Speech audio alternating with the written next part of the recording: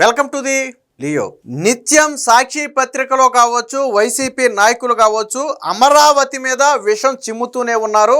మంచి జరిగినా చెడు జరిగినా దాన్ని భూతార్థంలో పెట్టి చూపించి రైతులకు అన్యాయం జరిగిపోతుందని చెప్పి ప్రతిసారి విమర్శించడం వైసీపీకి అలవాటుగా మారింది. తాజాగా కూడా కొన్ని విమర్శలు చేశారు. మొన్నటి వరకునేమో రైతులకు ప్లాట్లు కేటాయించకుండా మోసం చేస్తున్నారు అన్నారు. ప్రభుత్వమే శరవేగంగా ప్లాట్లు కేటాయించుకుంటూ వస్తుంటే ఇప్పుడేమో అనుకూలంగా ఉన్న వారికి ఒక చోట, వ్యతిరేకంగా ఉన్న వారికి ఒక చోట, కావాల్సిన వారికి ఒక చోట ప్లాట్లు కేటాయిస్తున్నారు అంటూ రైతులను రెచ్చగొట్టే విధంగా వైసీపీ కథనాలు రాయటమే కాకుండా వాళ్ళ నాయకుల చేత దాని గురించి మాట్లాడిస్తుంది. కానీ వాస్తవం ఏంటనేది అమరావతి రైతులకు తెలుసు. కాకపోతే వారి మధ్య ఏదో ఒక రూపంలో విషం చిమ్మి వాళ్ళు ప్రభుత్వానికి యాంటీగా మారే విధంగా, ప్రభుత్వాన్ని ప్రశ్నించే విధంగా చెయ్యాలి అనేది, వాళ్ళలో ఒక అపోహ భయాందోళనలు క్రియేట్ చేయాలి అనేది సాక్షి కానీ వైసీపీ కానీ అసలు కుటిల ప్రయత్నం. సో వాస్తవానికి వైసీపీ చేస్తున్నటువంటి ఆరోపణలన్నీ కూడా పూర్తిగా అవాస్తవం. దాదాపుగా 98% మంది రైతులకు ప్లాట్లు ఇచ్చేశారు. అందులో 89% మంది రైతులకు రిజిస్ట్రేషన్లు కూడా పూర్తయిపోయాయి. ఇవి పూర్తి డేటాతో నిన్న స్వయంగా ఆ మినిస్టర్ నారాయణే ఆ మీడియాకి అయితే వెల్లడించడం జరిగింది. అంటే 100% మంది రైతులు ఇచ్చారు అనుకుంటే దాదాపుగా 30,000 మంది రైతులు 35,000 ఎకరాలు ఇస్తే ఒక 700 మంది సుమారు రైతులకు మాత్రమే ప్లాట్లు కేటాయించాల్సి ఉంది. మిగిలిన అందరికీ కూడా ప్లాట్లు కేటాయింపు జరిగిపోయింది. అలాగే ఒక 7,000 మందికి మాత్రమే రిజిస్ట్రేషన్లు చేయాల్సి ఉంది. మిగిలిన అందరికీ కూడా రిజిస్ట్రేషన్లు కూడా అయిపోయాయి. అయితే ఎందుకు ఈ ప్లాట్లు కేటాయింపు 2% మిగిలింది, రిజిస్ట్రేషన్లు 11% మిగిలింది అని ఎవరైనా అడిగితే దానికి సమాధానం ఏంటంటే వాళ్ళ సైడ్ నుంచి ఉన్నటువంటి ప్రాబ్లమ్స్. ఇక్కడ ప్రధానంగా కుటుంబ సమస్యల వల్ల ప్లాట్లు కేటాయింపులో వివాదాలు ఏర్పడినాయి. అందుకనే వాళ్ళు కోర్టులకు వెళ్ళడంతో ప్లాట్లు కేటాయించడం కుదరల. అలాగే వారసత్వానికి సంబంధించి, అలాగే తండ్రి కొడుకులు కూతుళ్ళు ఇలాగా రకరకాల ఇష్యూల వల్ల ప్లాట్లు కేటాయింపు జరగలేదు. రెండోది అసైన్డ్ భూములకు సంబంధించి కోర్టులో కేసులు పెండింగ్ ఉండటం వల్ల మరికొన్ని ప్లాట్లు కేటాయింపు జరగలేదు. కానీ ఆల్మోస్ట్ 98% ప్లాట్లు కేటాయింపు జరిగిపోయింది. కేవలం సుమారుగా 700 మందికి మాత్రమే కేటాయించాల్సి ఉంది. దీని మీద నిత్యం విషం చిమ్ముతుంది. చాలామంది మాట్లాడతారు, అమరావతి రైతులకు ప్లాట్లు ఇచ్చారా, మీరు ప్లాట్లు ఇచ్చారా? ఇచ్చారు. 98% మందికి ఇచ్చారు. మిగిలిన వాళ్ళకు కూడా ప్రభుత్వం ఏం చెప్తుంది, మీ కోర్టుల్లో ఏదైతే కుటుంబ వివాదాలు ఉన్నాయో మీరు ఒక పని చేయండి, అయితే మీరు రాజీ పడి ఏదో ఒక నిర్ణయానికి వచ్చి కేసులు విరమించుకోండి, లేదా కోర్టులోనే త్వరగా కేసులు తేల్చుకోండి. ఎవరు నిజమైన లబ్ధిదారుడు అనేది మీరు తేల్చుకోండి. తేల్చుకుంటే మేము రిజిస్ట్రేషన్ చేసి మరీ ఇచ్చేస్తామని చెప్పి వాళ్ళు చెప్తున్నారు. ఇక లాటరీ విధానంలో ఏదో జరిగిపోయిందని వైసీపీ చేస్తున్నటువంటిది ఇంకో విషయ ప్రచారం. వాస్తవానికి అది తప్పు. లాటరీ వేసే ముందు ఆ లాటరీకి ఎవరైతే రైతులు ఉంటారో వాళ్ళందరినీ కూడా పిలిచి వాళ్లకు మ్యాప్ చూపించి, సపోజ్ 100 మందిని పిలిచారనుకోండి, మీ 100 మందికి ఇదిగో ఈ ప్రాంతంలో ప్లాట్లు కేటాయించబోతున్నాము అని వాళ్ళకి చూపించి వాళ్ళు ఓకే అన్న తరువాత ఆన్లైన్ లాటరీ విధానంలో కేటాయిస్తున్నారు. అందులో ఒకరికి ఆ మూల రావచ్చు, ఒకరికి ఈ మూల రావచ్చు, ఒకరికి మధ్యలో రావచ్చు.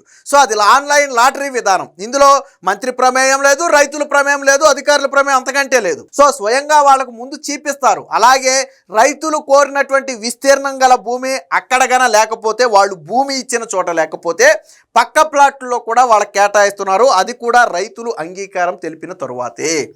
సో అంటే ప్రతిదీ కూడా రైతులకు తెలుసు, రైతులు అంగీకారం తీసుకుంటున్నారు. ఈవెన్ ఈ ప్లాట్లు కేటాయింపప్పుడు కూడా వాళ్ళను పిలిచి వాళ్ళకు మ్యాప్ చూపించి మరి ఇదిగో ఇవి మీ ప్లాట్లు, సో ఎవరికి ఎక్కడ వస్తుందో తెలియదు కానీ ఇవి మొత్తంగా మీకు కేటాయించే ప్లాట్లు అని చెప్పి ఆ తరువాత ఆన్లైన్ విధానంలో కేటాయిస్తున్నారు. వాస్తవానికి రైతులేమి దీన్ని వ్యతిరేకించాల. రైతులేమి అదేంటి వాళ్ళకి ఎక్కడ వచ్చింది నాకు ఎక్కడ వచ్చింది అనలా. లాటరీ అంటే ఏంటి ఎవరికి తెలియదు ఏముంది. సో ఫర్ ఎగ్జాంపుల్ 100 ప్లాట్లు అనుకోండి, 100 నెంబర్లు వేసారనుకోండి, ఏ నెంబర్ ఎవరికి వస్తే అక్కడే ప్లాట్ కేటాయిస్తారు. సో ఇందులో ఎక్కడా కూడా అధికారుల ప్రమేయం కానీ నాయకుల ప్రమేయం కానీ లేనే లేదు. కానీ సాక్షి మాత్రం వాళ్ళ మధ్య విద్వేషాలు రెచ్చగొట్టే ప్రయత్నం చేస్తుంది. సో దీనికి సంబంధించి నిన్న మంత్రి నారాయణ గారు క్లియర్ డేటాతో ఒక వివరణ ఇచ్చారు, చూద్దాం. సో చూడండి, రాజధాని రైతుల్లో 97.80% మందికి, అంటే ఆల్మోస్ట్ 98% మందికి స్థలాల కేటాయింపు జరిగిపోయింది. సో అది వాస్తవం. మొత్తం భూములు ఇచ్చిన 30,753 మంది రైతుల్లో కేవలం స్థలాలు ఇవ్వాల్సింది 674 మందికే. అంటే దాదాపుగా 30,200 మందికి ఆల్మోస్ట్ దగ్గర భూములు ఇచ్చేశారు. ఆ 674 మందికి మాత్రమే పెండింగ్ ఉంది. ఇక 70,824 స్థలాలు రిజిస్ట్రేషన్లు, ఆ రిజిస్ట్రేషన్ జరగగా పెండింగ్ ఉన్నది 7,529. అంటే 70,000 స్థలాల్లో 7,500 స్థలాలు పెండింగ్లో ఉన్నాయి. సో ఇవి 11%. మొత్తం రిజిస్ట్రేషన్ స్థలాలతో పోలిస్తే ఇవి దాదాపుగా 11%. అంటే 89% రిజిస్ట్రేషన్లు కూడా పూర్తి అయిపోయింది. 98% భూములు ఇచ్చేశారు, స్థలాలు ఇచ్చేశారు, 89% రిజిస్ట్రేషన్లు కూడా చేశారు. ఎందుకు పెండింగ్ ఉన్నాయంటే కోర్టు కేసులు, ఇతర వివాదాల వల్ల పెండింగ్ ఉన్నాయి. సో దీనికి సంబంధించి ఆయన క్లియర్ వివరణ ఇచ్చారు చూడండి. సో రాజధాని అమరావతి నిర్మాణానికి భూములు ఇచ్చిన రైతుల్లో 97.80% మందికి ఇప్పటికే స్థలాలు కేటాయించేశామని, 89.3% మందికి స్థలాల రిజిస్ట్రేషన్లు కూడా చేశామని మంత్రి తెలిపారు. కుటుంబ సభ్యులు, బంధువుల మధ్య కోర్టు కేసులు, వారసత్వ వివాదాలు వంటి కారణాల వల్ల అది కూడా 1.4% భూములకు సంబంధించి మాత్రమే ప్లాట్ల కేటాయింపులో జాప్యం జరిగిందని చెప్పారు. 674 మంది రైతులకు గాను 489 ఎకరాలలో స్థలాల కేటాయింపు పెండింగ్ లో ఉందన్నారు. కోర్టు వివాదాలని పరిష్కరించుకుంటే వెంటనే స్థలాలు కేటాయిస్తామని కూడా వాళ్ళకి తెలిపామని చెప్పి ఆయన చెప్పారు. సో మంగళవారం నాడు ఆయన ఆ విలేకరులతో అయితే మాట్లాడటం జరిగింది. సో ఇక్కడ చూడండి, స్థలాలు కేటాయించాల్సింది కేవలం 489 ఎకరాలకు మాత్రమే స్థలాలు కేటాయించాలి. వాస్తవానికి అమరావతికి 30,753 మంది రైతులు 35,017 ఎకరాలు కేటాయిస్తే అందులో 30,079 మంది రైతులకు సంబంధించి 34,527 ఎకరాలకు స్థలాలు కేటాయించారు. అంటే మొత్తంగా చూసుకుంటే 97.80% మందికి 98.6% స్థలాలను ఆల్రెడీ కేటాయింపు చేయడం అనేది జరిగింది. సో దీంట్లో ఒక 140 ఎకరాలకు సంబంధించి 59 మంది రైతులకు లాటరీలో స్థలాలు కేటాయించేందుకు మ్యాప్ అంతా సిద్ధంగా ఉందని, ప్రతి 15 రోజులకు ఒకసారి ఆ లాటరీ విధానంలో చేస్తున్నామన్నారు. అలాగే అసైన్డ్ లంక భూముల వ్యవహారం జిల్లా కలెక్టర్ల వద్ద పెండింగ్ లో ఉందని, త్వరలోనే పరిష్కరిస్తామని చెప్పారు. ఇక అన్నదమ్ములు, బంధుమిత్రుల మధ్య ఉన్న కోర్టు కేసుల్ని వారు ఉపసంహరించుకోవడమో లేదా పరిష్కరించుకోవడమో చేస్తే తప్ప స్థలాలు కేటాయించలేమని చెప్పారు. వాస్తవానికి కోర్టులో ఇష్యూ నడుస్తున్నప్పుడు స్థలం ఎవరు కేటాయించలేరు. ఆ కారణాలతో పెండింగ్ లో ఉన్నటువంటి సమస్యలే అవి. సో దీనికి సంబంధించి ఇక్కడ మీరు చూడొచ్చు ఏ విధంగా రిజిస్ట్రేషన్ చేశారు అనేది. ఇక్కడ మొత్తంగా కోర్టు కేసులు ఉన్నటువంటి రైతులు 65 మంది రైతులు, వాళ్ళకి సంబంధించినటువంటి 111 ఎకరాలు ఉంది. అసైన్డ్ కేటగిరీకి సంబంధించి 45 మంది రైతులు, 52 ఎకరాలు పెండింగ్ లో ఉంది. 12 సెంట్లు అంతకంటే తక్కువ భూమి ఇచ్చిన రైతులు 324 మంది, దానికి సంబంధించి 34 ఎకరాలు పెండింగ్ లో ఉంది. ఇక లంక అసైన్డ్ భూములు 119, దానికి సంబంధించి ఒక 111 ఎకరాలు పెండింగ్ లో ఉంది. రైతులు భూములు ఇచ్చిన తరువాత మరణించటమో లేదా భూములు అమ్మిన వారో కొన్నవారు ముందుకు రావటం పోగొట్టడం వల్ల దాదాపుగా 75 మంది, అంటే భూమి అయితే అమరావతికి ల్యాండ్ పూలింగ్లో ఇచ్చేశారు, ఆ తర్వాత రైతు మరణిస్తే వాళ్ళ కుమారులు రాకపోవటము, లేదా రైతుల నుంచి ఎవరైనా కొనుక్కుని ఉంటే వాళ్ళు ఇక్కడ లేక విదేశాల్లోనో ఏ విదేశాల్లోనో ఉండి వాళ్ళు రాలేకపోవటం వలనో దాదాపుగా ఒక 75 మందికి ముందుకు రాకపోవటం వల్ల పెండింగ్లో ఉన్నాయి. దానికి సంబంధించినటువంటి ల్యాండ్ 34 ఎకరాలు. ఇక 9.2 కింద మినహాయింపు తాలూకా పెండింగ్ ఒక 5, దానికి సంబంధించి 4 ఎకరాలు. లాటరీ నిర్వహణకు సిద్ధంగా ఉన్నవి 59 మంది రైతులకు సంబంధించి 140 ఎకరాలు. సో ఇలా క్లియర్గా ఎందుకు, కారణం, ఎంతమంది రైతులు అనేది ఇక్కడ ఇచ్చారు. ఇంకా రిజిస్ట్రేషన్లు చేయాల్సిన స్థలాలు 7,000 స్థలాలు ఉన్నాయి. సో అవి ఏంటంటే కోర్టు కేసుల వల్ల 186 మంది రైతులకు ఇవ్వాలి. భూసేకరణ చేయాల్సిన భూముల్లో ప్లాట్లు రాకపోవడం వల్ల ఒక 704, అలాగే వివాదాల వల్ల ఒక 774 మంది, కేటగిరీ 4 కేసుల వల్ల 96 మంది, ఇనాం దేవాదాయ వివాదాలు ఉండటం వల్ల ఒక 47 మంది, రైతులు మరణించడం, ఫ్యామిలీ సర్టిఫికేట్ లేకపోవడం వల్ల 374 మంది, ఎన్ఆర్ఐలు బయట ప్రాంతాల్లో ఉన్నవారు ఒక 361 మంది, భూ యజమానులు స్పందించకపోవటం లేదా సమయం కోరటం వల్ల 482 మంది, ఇంకా రిజిస్ట్రేషన్ చేయాల్సినవి 815. అంటే ఎందుకు ఈ 7,529 పెండింగ్లో ఉన్నాయి అంటే ఇవి రీజన్స్. సో ఇవి రీజన్స్. అంటే ఇందులో ఏది కూడా ప్రభుత్వ సైడ్ నుంచి లేదు. ప్రధానంగా కోర్టు కేసులు అనేవి ప్రధానమైనవి. 2, కొంతమంది రైతులు కొంత సమయం కోరారు. 2, మూడోది ఏంటంటే ఎన్ఆర్ఐలు, అంటే ఇక్కడ స్థలాలు ఉండి వాళ్ళు విదేశాల్లో ఉన్నవాళ్ళు. సో ఈ 3 ప్రధాన సమస్యలుగా ఉన్నాయి.